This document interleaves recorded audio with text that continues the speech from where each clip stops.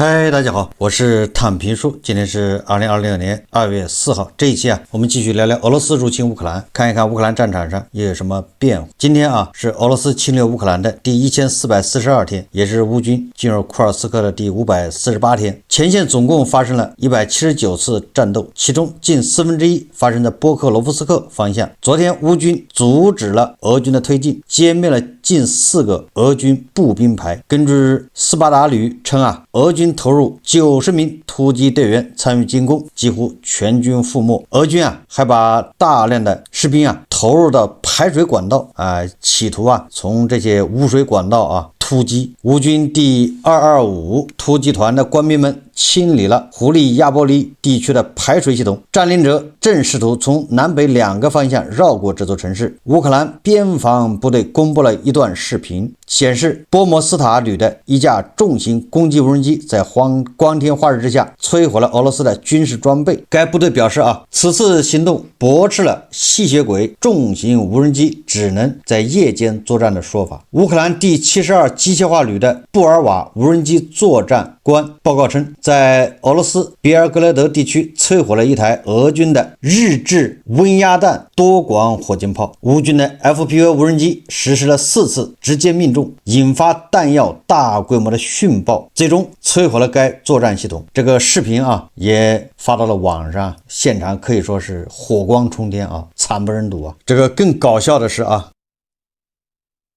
這個俄軍再次派出他的小分隊滲透到庫皮揚斯克、烏茲洛維，以進行這種叫插旗行動。結果很不幸烏克蘭的這個營指揮官叫羅曼科瓦洛夫，這個哥們在庫皮揚斯克的定居點的中心錄製了一段視頻，顯示了2名被俘的參與此次行動的俄羅斯士兵。此前俄軍總參謀長格拉西莫夫再次宣布已控制庫皮揚斯克，所以說這個臉打的是噼里啪啦的響這個營指揮官叫羅曼科瓦洛夫前幾天就在庫皮揚斯克這個叫烏茲洛這個市中心中心地帶拍了一個視頻，就打了這個格拉西莫夫的臉。格拉西莫夫宣稱又拿下了庫皮揚斯克吗？這哥們在那拍了個視頻，結果過了沒幾天這哥們拍了個視頻，而且對吧，烏軍還抓獲了2名滲透到該地區插旗的俄軍士兵。你說這叫什麼事？可以說為了在談判桌上掌握一點主動權，有更多的談判籌碼，這個俄軍是什麼手段都能用得出來。烏克蘭宣稱兵力短缺結束。烏克蘭總司令謝爾斯基表示通過動員體系改革和訓練優化，兵力短缺問題已經解決，具備發動大規模反攻的潛力。說來說去就是烏軍越打實力越強。我們再看這個俄羅斯終於叫實現了他的諾言，所謂的能源停火直到2月1號。烏克蘭總統澤連斯基3日上午在社交媒體發文稱，2日夜間以來，俄軍再次對烏克蘭能源設施發動大規模空襲。你看一過了2月1號，對不起，就要開炸，造成9人受傷。他呼籲夥伴國家及時提供防空導彈，並對俄羅斯施加更大限度的壓力。澤連斯基說蘇梅州、哈爾科夫州、基輔市和基輔州、第聶波羅彼得羅夫斯克州、奧德薩州和文尼察州遭到俄軍襲擊，夥伴國家及時向烏提供防空系統所需的導彈，保護烏民眾正常生活是當務之急。烏克蘭的第一副總理兼能源部長施梅加爾3日說向基輔、哈爾科夫和第聶波罗等地供暖的熱電廠遭俄軍襲擊，在氣溫低至零下25攝氏度的寒冬，烏克蘭有數十萬戶家庭停暖。基輔市市長克利奇科同一天證實，關鍵基礎設施遭遇襲擊，導致全市1170多棟建築物停暖。俄羅斯國防部3日通報，為回應烏克蘭對俄境內民用目標的恐怖襲擊，俄武裝部隊3日凌晨使用遠程陸基和空基精確制導武器以及無人機，對烏軍工業企業和其所使用的能源設施、無人機儲存和組裝地點發動了大規模的打擊。這是新華社報道的也就是俄羅斯國防部承認了2月2日夜里就對烏克蘭發動了大規模的打擊。俄羅斯夜間對烏克蘭電網基礎設施發動了今年以來規模最大的聯合轟炸。根據烏克蘭方面說法啊，2月3日，俄軍用500多枚導彈、無人機襲擊烏克蘭，烏克蘭防空部隊擊落全部4枚鋯石導彈、32枚伊斯坎德爾 M 和 S-300彈道導彈中的11枚、7枚 KH-22、KH-32 巡航導彈中的3枚、28枚 KH-101 巡航導彈中的20枚、450架各類型攻擊無人機中的421架。從這個數據來說啊，實際上就是普京啊把這幾天攢下來的這個彈道導彈、巡航導彈、無人機一把發出去了。你說特朗普搞的這個叫能源停火有什麼意義呢？我在上一期節目就說了，对吧？這是普京純粹就是賣特朗普一個面子，就是送一個順水人情。本来他一周也就能發動大規模打擊就一次，因為他造這些導彈呢、无人機需要時間，对吧？他积攢的差不多了啊，一把发出去，然后又攒個3、4天、4、5天的再发出去。特朗普說他給普京打了電話，說這個現在基輔啊很寒冷，這樣老百姓太慘，能不能停止攻擊這個能源設施啊？能源停火。普京一看，那行吧，停火，停到什麼時候啊？2月1號，這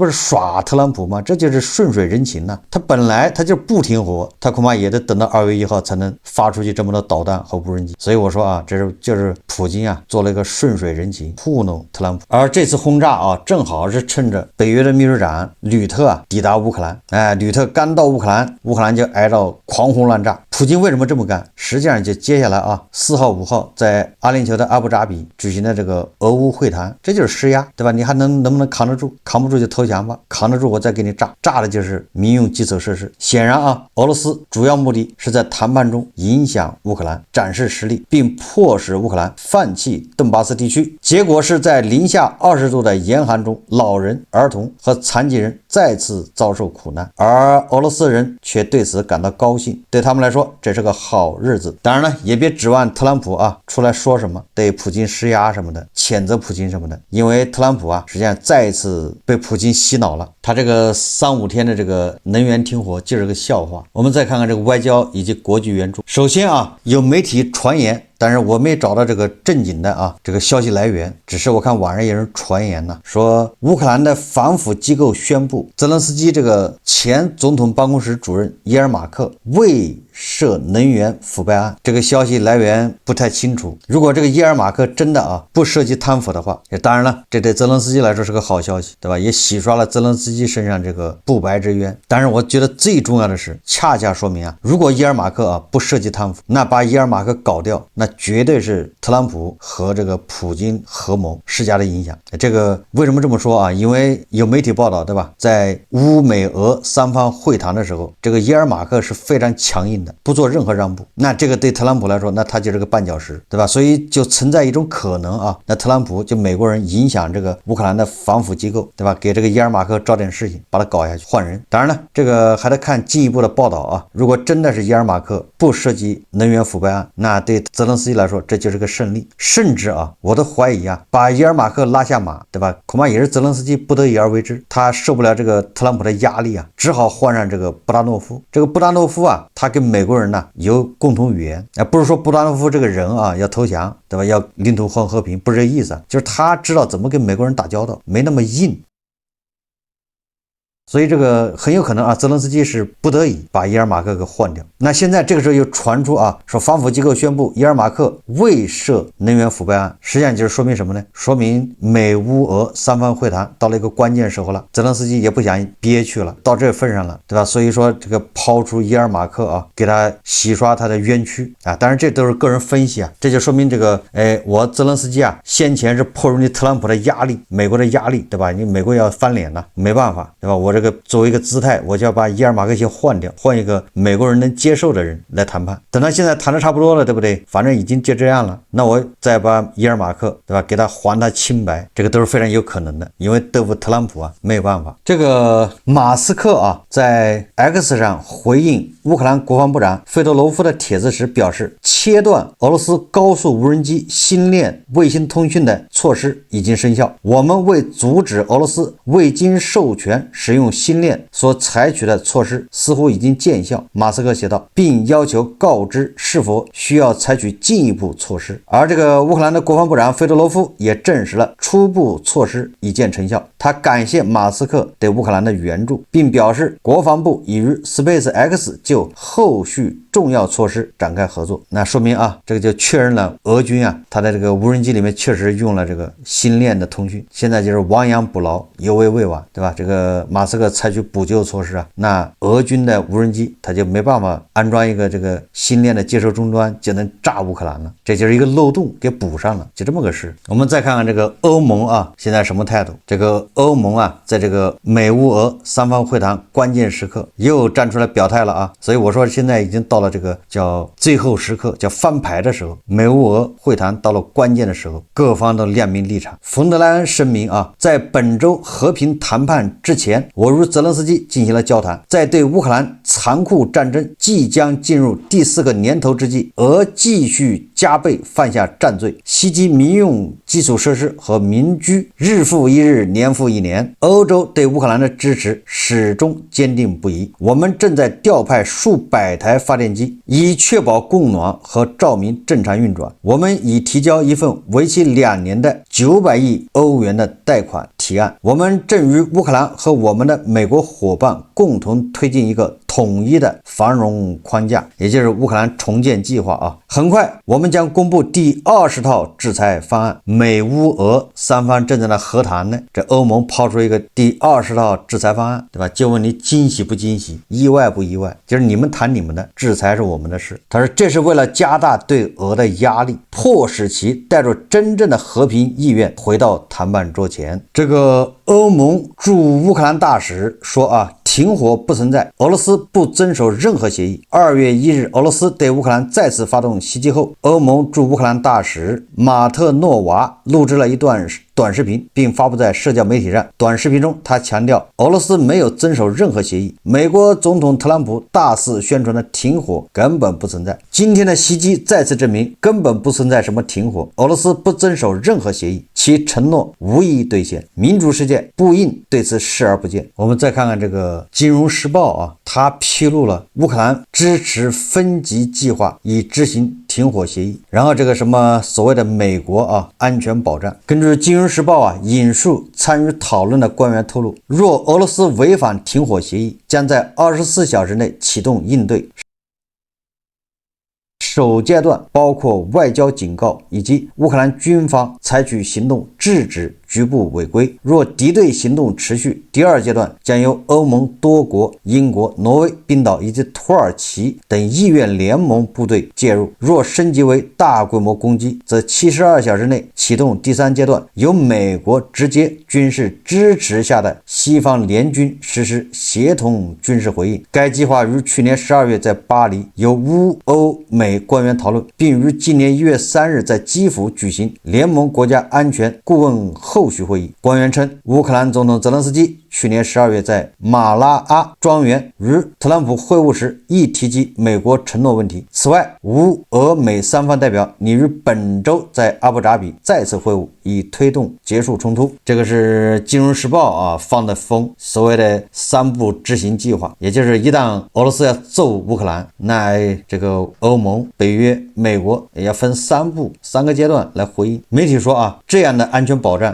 實際上被俄羅斯否決了。梅德韋傑夫說啊，這些保障應該同時適用於俄羅斯和烏克蘭，否則他們將不起作用。這個北約秘書長呂特啊，正好訪問烏克蘭，他在這個烏克蘭議會啊，他也發言啊，他說啊，一旦達成和平協議，飛機將立即升空，軍艦和軍隊將立即部署到海上。烏克蘭一直是並將繼續是我們關注的焦點，我們隨時準備迅速向烏克蘭提供支持。自夏季以來，北約已向烏克蘭提供了75%的導彈和90%的防空力量。我們不希望出現第2個布達佩斯備忘錄。俄羅斯方面已有超過100萬人喪生，普京的經濟正在遭受重創，對俄羅斯影子艦隊的壓力正在加大。北約與烏克蘭站在一起，你們的安全就是我們的安全。冬季很漫長，但春天終會到來。烏克蘭人民堅強起來，我知道你們很堅強。呂特補充道，我們隨時準備為烏克蘭提供快速支援，我們正在向你們學習。呂特說啊，我的感覺啊，這個呂特這一次跑到烏克蘭議會去發表講話，某種程度上就是他是為特特朗普幹活，說白了就是在這勸烏克蘭人從了特朗普吧，從了普京，只要你們簽署和平協議，那馬上对吧，我們北約的飛機就升空，軍隊和軍艦都部署到海上，就對烏克蘭進行保護，不就這意思嗎？然後再忽悠一下烏克蘭人啊，你们做出了巨大的貢獻啊，烏克蘭的安全就是我們北約的安全啊，我們向烏克蘭人民學習，烏克蘭人民要堅強起來啊，這個既然冬天都已經來了，春天還會遠嗎？就說這些屁話，你這不就是說白了啊，这就是去勸降的，說啊，你們这簽了這個和平協議啊，就有保障，對吧？我認為啊，他就是這個意思。北約秘書長啊，他跟歐盟還不一樣，北約的態度啊和歐盟的態度是有差別的。這個呂特他是幫特朗普幹活，我剛才說了啊，先別管俄羅斯人同意不同意，這俄羅斯人一再強調的吧，你任何什麼其他國家軍隊只要部署在烏克蘭，那都是非法的，那都是俄羅斯合法打擊目標，對吧？這是普京、拉夫羅夫、梅德韋傑夫他們的貫口，每天都念一遍。這個普京發動侵略烏克蘭的戰爭，他這借口之一就是對吧？北約東擴嘛，外國軍隊部署在烏克蘭，對俄羅斯的安全形成這個威脅嘛。俄羅斯沒有安全，你這時候他打了4年，這歐洲軍隊、北約軍隊還部署到烏克蘭，那普京不是打了個寂寞嗎？他怎麼向俄羅斯人交代啊？所以說啊，你先別說俄羅斯人同意不同意，咱就說這個什麼3階段啊反應機制，這不就是又是一個布達佩斯協議嗎？啊，合着到時候俄羅斯要一不高興要揍烏克蘭，先是這個烏克蘭軍隊自己處理，完了之後處理不了，然後這個由這個土耳其、英國、法國的軍隊就處理，如果再處理不了，由歐洲的軍隊，就是歐盟其他國家，德國啊，对吧？或者意大利啊，這些再派兵，在美國的支持下，沒有說美軍啊，從頭到尾都沒有說美國派軍隊參與，是說在美國的支持下，你這不就是扯淡嗎？所以這個協議如果烏克蘭同意的話，那就是又是一份布達佩斯協議。烏克蘭人打了4年，得到這麼個協議，所以我覺得啊，這個澤倫斯基突然又放風是吧？說伊爾馬克沒有貪污。這個歐盟的主席馮德萊恩又說要繼續支持烏克蘭，而且馮德萊恩說了啊，要審判俄羅斯的戰犯，說明歐盟對吧？人家沒打算就這麼了了，還要接着打。那烏克蘭人什麼意思呢？首先是啊，烏克蘭前駐美國大使瓦列里·查利表示，通往和平的唯一途徑是俄羅斯歸還烏克蘭在俄烏衝突中失去的所有領土。他在其臉書頁面上發表了措辭強硬的聲明。查理寫道啊，從一個獨立主權國家的領土上撤軍是通往和平的道路。是的，現在看來似乎不可能，但遲早俄羅斯將被迫停止。俄羅斯的預算是有限的，當然烏克蘭的能力也是有限的。烏克蘭需要團結與夥伴關係。這位烏克蘭政治家強調，俄烏和平談判中不存在任何棘手問題。簡單點說啊，就是要打到底。根據基輔國際社會研究所1月23日至29日進行的一項全烏克蘭民意調查結果，大多數烏克蘭人就是52%啊，斷然拒絕將整個頓巴斯移交給俄羅斯聯邦控制，以換取安全保障的提議，而9%的人很容易同意這一條件，另有31%的人準備接受這一艱難的妥協。實際上就是啊，絕大部分烏克蘭人是不同意領土換和平，有31%的人準備接受，就1/3的人吧。說明什麼？戰鬥打成這樣了啊，他們支持烏軍繼續和俄羅斯對抗，已經準備好忍受由此而帶來的各種苦難。也就是烏克蘭人啊，還是清醒的。前一陣子不有這個西方媒體對吧，說從德國寄這個電子產品到俄羅斯的路徑嘛，对吧？通過郵局可以順利的啊，從德國境內把各種受限制的這些電子產品可以發送到俄羅斯。那麼這個德國當局宣布，正在全國範圍內開展搜查行動，以打擊向俄羅斯走私微電子產品的犯罪活動。目前已有5名走私犯在呂貝克市被捕，他們分別擁有德國、俄羅斯和烏克蘭國籍。也就是這個團夥啊，在4年間向俄羅斯走私了價值3000萬歐元的電子產品。據悉，俄羅斯國家機構是該走私網絡的幕後黑手，有24家國防企業通過涉案人員的幌子公司接受了約1.6萬件貨物，對吧？說明德國人還是比較務實的啊，一有人爆料，人馬上就要查，這個犯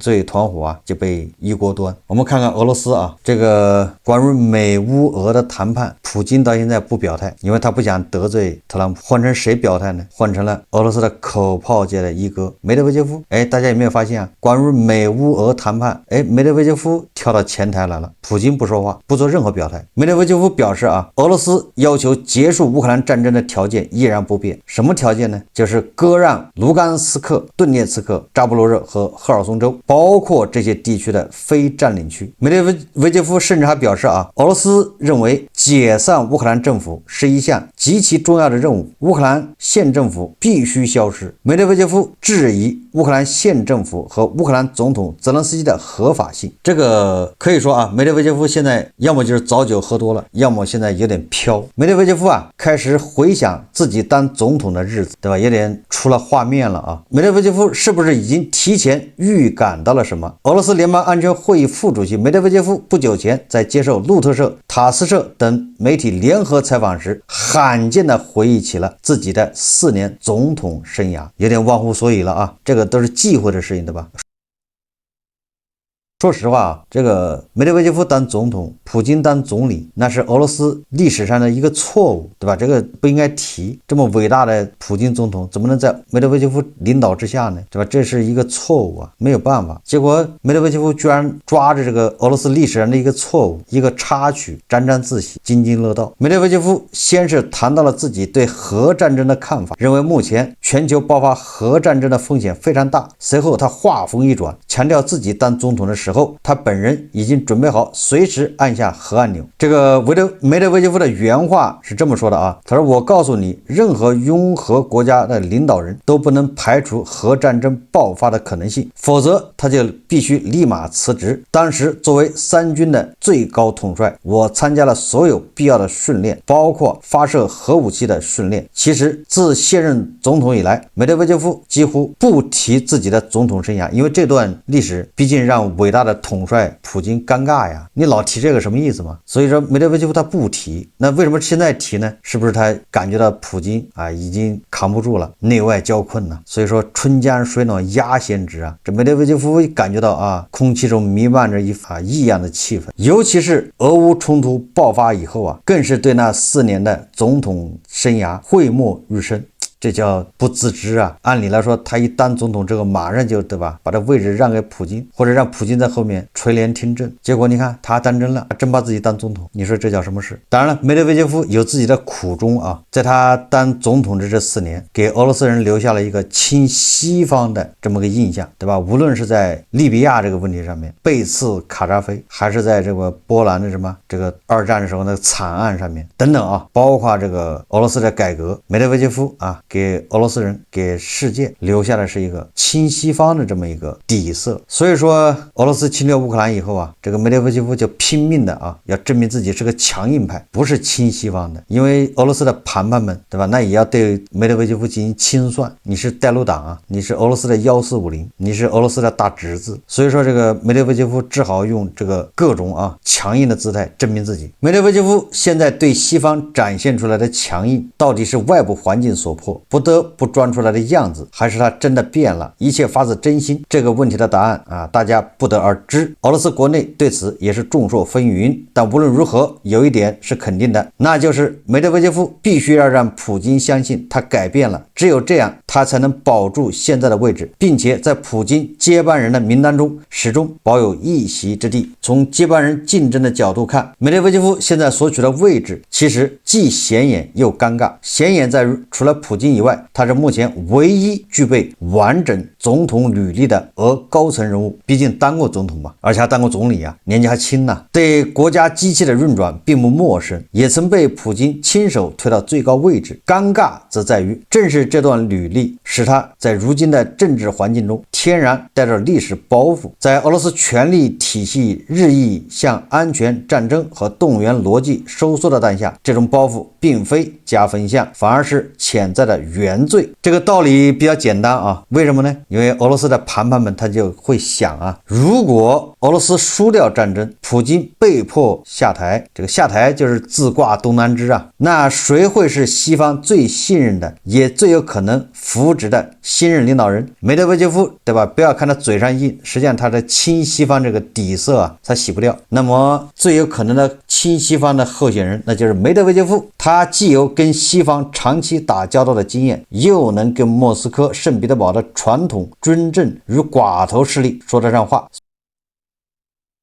所以在克里姆林宮看來，一旦局勢走向最壞的情況，最不值得信任的人就是梅德韋傑夫。也正因為如此，梅德韋傑夫比任何潛在的競爭者都更需要證明自己，而且要持續證明自己，不是幺四五零，不是大侄子，是反美的急先鋒。別人偶爾沉默，尚可被理解為穩重，而他一旦低調，就容易被解讀為立場不堅定，態度曖昧。於是他只能不斷向前衝，用更極端的語言、更激烈的姿態去回應外界對其忠誠度的質疑。這就能理解啊，為什麼梅德韋傑夫要講自己接受過總統訓練，隨時準備按下核按鈕。他必須這麼表態，來向普京遞交投名狀，以此證明自己不僅具備接班的必要能力與法理資格，更具備在極端狀態下捍衛國家意志的鐵腕。我倒是覺得啊，梅德韋傑夫這純粹就是在將普京一軍，把普京